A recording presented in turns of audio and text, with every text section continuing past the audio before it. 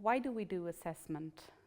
Well, the first question a teacher should ask himself or herself is not how do I assess, but why do I want to assess, or why do I need to assess? And so to identify the purposes of assessment. There are three different kinds of assessment, of purposes of assessment, and they are assessment of learning, assessment for learning, and assessment as learning. It is very difficult to fulfill all the three purposes together at the same time. However, it is very important just to know that there are three, and also to recognize that we have to find the right balance among the three. I will begin by talking about assessment of learning, because it is the best known one, since it was the traditional purpose fulfilled in the last century. So assessment of learning aims to certify or to inform parents or other people about the student's proficiency in relation to learning outcomes in the curriculum. It is a summative assessment in nature, it is formal, and it usually occurs at the end of a course or at the end of a learning unit. It consists of collecting information on what extent students are able to apply knowledge, skills and attitudes against a standard. And there are many methods to collect this information, but they are not exclusive of this purpose of assessment. And they will be discussed later in another questions. For instance, they can be tests, but also presentations, or any other written, oral or visual method. The role of the teacher here, with this purpose of assessment, is to grade products and also processes and report this information. Students usually receive a mark or a comment from their teacher and use it as an indicator of success of their level. When the purpose of assessment is to enhance or improve learning, in that case we are talking about assessment for learning. It is a formative assessment and it is part of the learning process. Therefore, it is an ongoing process that involves formal and informal assessment activities in order to modify teaching and adjust teaching during the teaching-learning process, and also to provide students with feedback that can help them to improve their learning. It is designed to make student learning visible and also to make them forward with their learning. The main ingredients here are descriptive feedback as an example of what good work is, but also it provides a clear direction on, for improvement and recognition for achievement. Other main ingredients could be support and also peer collaboration. Many methods can be used to collect information and make learning visible, such as focused observations, video or audio tapes, but also cooperative learning activities as well. And in this case, the main role is played by the teacher and by peers. Finally, when the assessment aims to give opportunities to students to critically reflect on their learning and to understand how to move their learning forward, or in other words, to develop metacognitive strategies, in that case we are talking about assessment as learning. So the final result of assessment as learning is a deeper learning and also learning how to learn. Assessment as learning is considered formative assessment as well. And in this case, learners use formal and informal feedback and also self-assessment to understand what are their next step in learning. As a process of reflection, it should occur continuously. Many methods allow students to reflect on their work, and they can be criteria, rubrics, checklists, and so on. And as you can see here, the central role is played by the student himself or herself, and also by peers again. The role of the teacher in this case is just to help students develop, practice, and feel comfortable with these metacognitive strategies. So, as you can see, each of these purposes has different implications for the role of teachers and students, for planning, and also for the choice of assessment methods. Therefore, I think it is worth first answering to the question, why do I assess, before moving forward in the planning. So how can the three purposes of assessment sustain inclusion? Well, with reference to these three assessment purposes, we can plan and employ inclusive assessment strategies. In the case of assessment of learning, assessment can be inclusive when you allow students to decide in which form they want to show and make their learning visible. For instance, a student can choose to show his learning with, in a written, oral, or visual, or dramatic form. Assessment for learning is inclusive if the feedback is provided to each student individually or in a group, and therefore it is individualized for everybody in the class.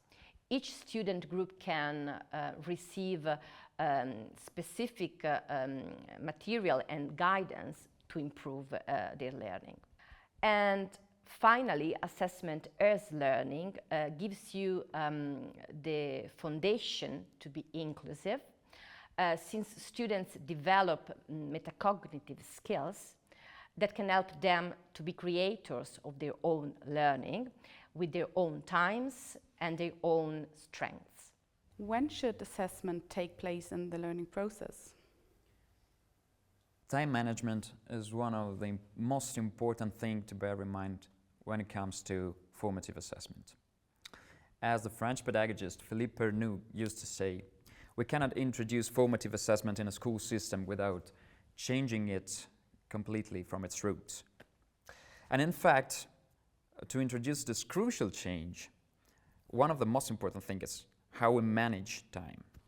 We can identify three different moments in the learning process, in the assessment process, which are the before phase, the during, and the after phase. So what comes before, during, and after the learning process. How we give meaning to these three different phases is different from teacher to teacher, and it reveals the reason why we decide to conduct an assessment, and more broadly, it reveals the reason why we teach. We can consider the first part, the before part, as a diagnostic phase in which the teacher understands the level of a child and the needs of each member of the classroom context. As we will see in the structure chapter, it is fundamental in this phase to set goals and criteria. Criteria are crucial to not let the student feel disoriented, and to help them understand what the achievement in the learning process could be.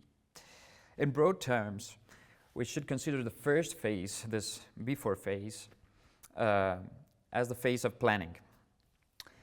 Planning is not just something that happens before the learning or before the assessment. It is something that should come also after the assessment, because we gather evidences from the learning process and from the assess process in order to reframe what we have done at the end, and to better understand the development and the implementation of the assessment, and to further improve what has been done during the assessment process. The during phase. It is something that plays a crucial role in the activation of the pupil, and in this phase it's very important that we have to remember that it's not enough to be a good listener and good observer. A teacher must no more be the leading actor of what is happening on the scene in the classroom context.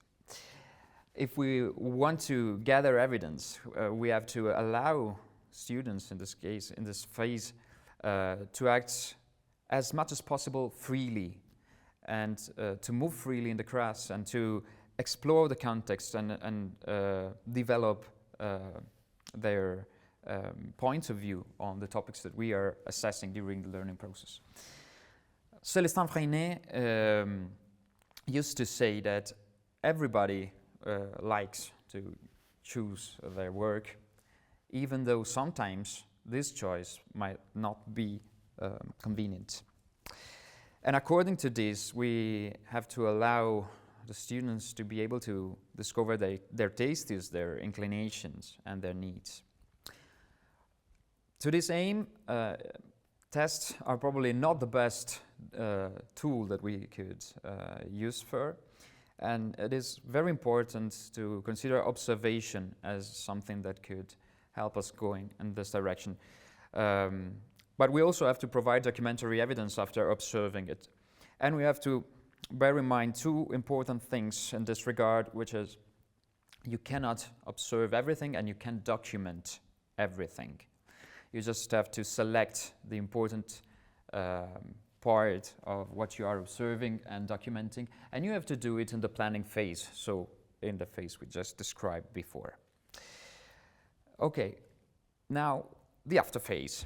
So the after phase is probably the most peculiar one, and we have several different possible types of after. It could be after a teaching unit, after a school year, or after a school cycle. By and large, only if assessment is something that follows the student in its everyday life, even if in his or her future steps in life, it is something that we could consider as purely formative. A purely summative assessment tends to consider the final return of the test result as the after part, but it is not the case of formative assessment. So formative assessment should be a continuous process that allows the student to find in the assessment a functional element for any further learning. It is always possible to find further afters, so to speak, and learning is a process that never ends in itself. So to be effectively formative, assessment should stimulate the search for new horizons of growth. How are assessment processes generally structured? So if we talk about the structure of assessment processes, we have to keep three things in mind. So the first thing that has to be considered when we talk about the structure of assessment are criteria or categories. So it is possible to work in assessment with criteria that are rather standardized, predefined, and curricular-based, for example, but we can also work with rather flexible, open, and experience or practice-based criteria. In general, they can be, therefore, either deductive or inductive, while deductive categories derive, for example, from theories and organizations or practitioners who deductively developed criteria.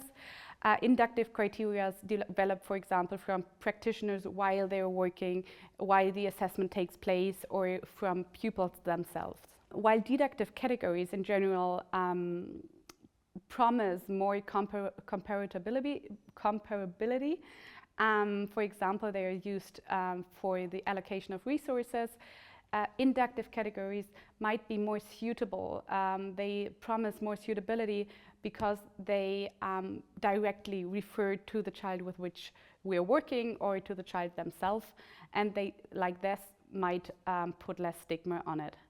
The second aspect of structure, when we talk about the structure of assessment, is the strategies which we are working when we do the assessment. So there are, on the one hand side, strategies of assessment that are more common, more obvious, like for example exams or multiple choice tests, quizzes and so on. But there are also, on the other hand side, more flexible and open strategies of assessment. For example, if we think of make learning visible material, if we observed students, if we take drawings of the students to understand their learning process, these are also strategies of assessment, or they can be strategies of assessment. So in order to choose what strategies of assessment to use, we have to reflect on the suitability and also the applicability of the strategy with regard to the student itself, to the aim of the assessment, and to the situation and context we are working with and working in. The third aspect then of the structure of assessment is the outcome. So most obvious outcome of assessment is something like a feedback. So there might be, we might think of written feedbacks or oral feedbacks. We can think of standardized or less standardized or open feedbacks. We can think of marks or grades, for example, at the end of the year or at the end of a test. So these are the obvious outcomes of assessment. If we think of them, we then have also to consider, we have to consider to whom do we address the assessment. Do we address it to the student? Do we address the student with the feedback? Or do we address their parents? Do we address ourselves as teachers with the assessment? Or maybe the school report? Another aspect when we think about the outcome of assessment is something I would like to call feed forward. So it's not just about feedback, but also to think about what happens next. So when we talk about feed forward, we could think of ideas and interventions for improving future learning and development processes. So why do we do the assessment? We do it to improve learning, to improve the development of a student, for example, or of a group of students. So therefore, thinking of what happens next about feed forward is a very important aspect of assessment as well.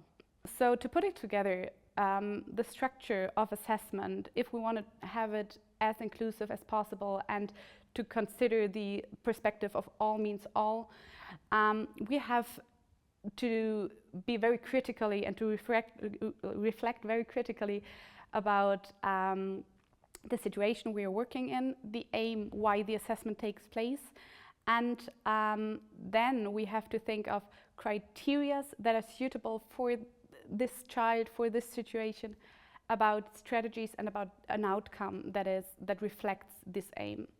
So if we use standardized or flexible criteria, both may be helpful in a way and may also be good for inclusive assessment, but we have to reflect critically. Strategies, we can use open strategies, we can use more standardized strategies of assessment, but we have to think critically about why we use them. And also the outcome. It is not enough to just have a feedback in the end of the assessment, but also to keep the process in mind, to keep in mind that after the assessment, a next learning process starts, and how can we learn from the assessment for the next learning process. So I think the structure in general of assessment, we always have the three aspects, but we have to consider each of these three aspects to be inclusive in order to really talk about an inclusive assessment and an assessment that is for all the students. So Valerio, what are possible focuses of assessment in education? Well, the main aspect one is usually inclined to consider when answering the question, what do we want to assess, is competencies. Competencies is also related to abilities and skills. The three of them help conveying a broad idea of what a student can do in terms of cognitive, metacognitive, social, emotional, and physical processes. Content knowledge account for only a tiny part of these processes, but it is what teachers promoting purely summative assessment tend to value most. Conversely, students should be better understand their strengths and weaknesses. They have to be allowed to act autonomously and to face unknown problematic situations, which is to know what to do when you don't know what to do. However, not only competencies, skills, and abilities are what have to be assessed in a learning process. The quality of environment must be kept in mind when we look at the learning process and at the assessment in general, and at the potential inherent to the learning process. If it does not guarantee students the fundamental elements for their growth path, then we have to reframe and rethink the way we structured the environment itself. There are no neutral choices in education. To take care of the learning environment means to allow the pupils, the students, to move freely, to interact with others, to provide openness to knowledge and new ways of exploration of the surrounding context. Without considering the potential and the obstacles of the learning process pose to the learning and to assessment, it doesn't really help us fully understand the resources that are available to our students. Now, we have to make a step back and ask ourselves, for which purposes do we assess? Certainly, one of the main tasks of school is to help students discover their interests and passions. But this is something that should not be taken for granted. Although a student might have a clear vocation as early as primary school, it may not manifest itself in a clear way, and we have to protect it. We have to consider it as something fragile. So often a student needs time to understand what he or she likes and to explore yet unfamiliar activities and contexts. Assessment plays a crucial role in the possibility of such a discovery. It can inhibit or facilitate the acquisition of critical awareness for a student's growth path. To this end, we should remember the importance of self and peer assessment. But we have also other tools like narrative assessment, for example. Narrative assessment is something that allows a student to talk freely about what he or she experienced in the past and tell to the class what he or she appreciated or didn't like about such an experience. Finally, it is possible to comprehend the competencies and the importance of the environment and the interest in a new light, which is the development of capabilities. When we think about our students and the learning process, we have to bear in mind what they are capable of being and doing. This perspective would be helpful to better understand happiness, well-being, self-realization as important acquisition of the whole learning process. Capabilities are, so to speak, the most important opportunities we can offer to our students in the direction of a life that they have reason to value. Assessment is a powerful leverage to understand the existence and the potential of such opportunities. Who should be involved in the assessment processes? When we think about assessment processes and involved actors, we certainly firstly probably think about the students who are in the center of assessment somehow. Nevertheless, involved in the assessment process is not only a student or a child, but also other actors are involved. So it is not only about who is assessed, but also who is addressed by the assessment, who is involved in the assessment process, and who is considered to be an expert for the assessment process. So building up on that, the first group still is the student who is, for example, in the center of assessment and who is being assessed or who is assessing himself or herself. But if we think about all means all, it is not only about specific student with specific needs, but we have to bear in mind that assessment is something that can improve the learning process and the development process of all the students. So assessment is not focusing only on some of the students, but really for all of them. Besides that, we not only have the student in the center of assessment, but we also have the peer group or the group of friends or the class who are also students, who also belong to the group of students and who are also somehow included in the assessment.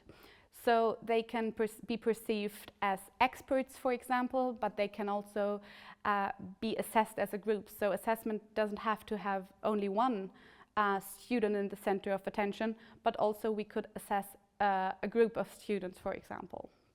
A last thing that is very important to emphasize when we talk about assessment and about the actor of students, it is necessary to not only assess students, but also to involve them in the assessment. So not to talk above their heads or anything, but to involve students and peers in the assessment process. The second group, which is also very obvious and also very often included in assessment processes in education, are the teachers. So we might think about class teachers or subject teachers, but we could also think of special educators or special need teachers. They are often considered as the main actors of assessment, but it is also necessary to keep then in mind that their ability to provide learning opportunities must also be assessed or addressed, because the learning and development of a student is strongly connected to what is there in the environment, what is given to the student by the teacher, by the school, and so on.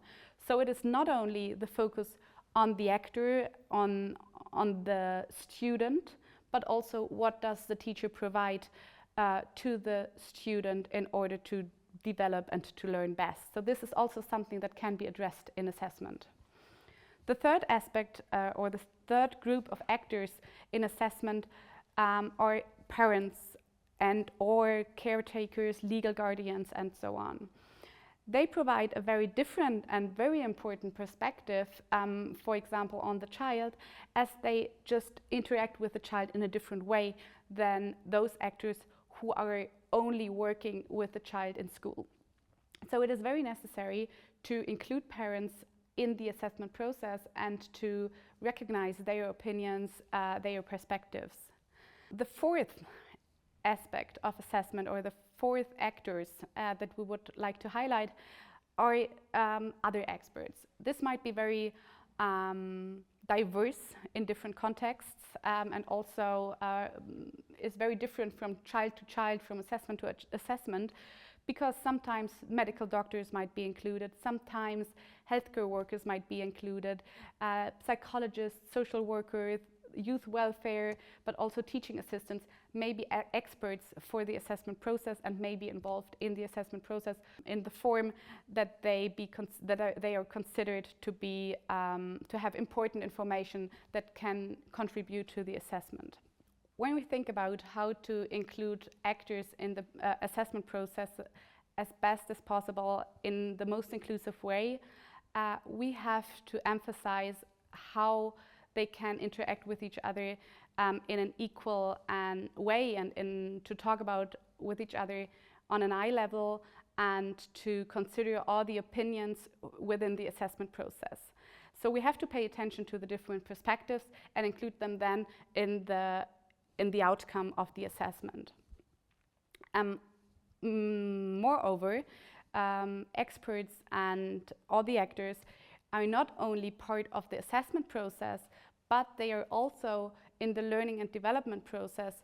So as well as before the assessment started, as well as after assessment ended, these actors are somehow involved in the learning and development process of the students. So this is also where actors play a crucial role and where inclusive education is necessary.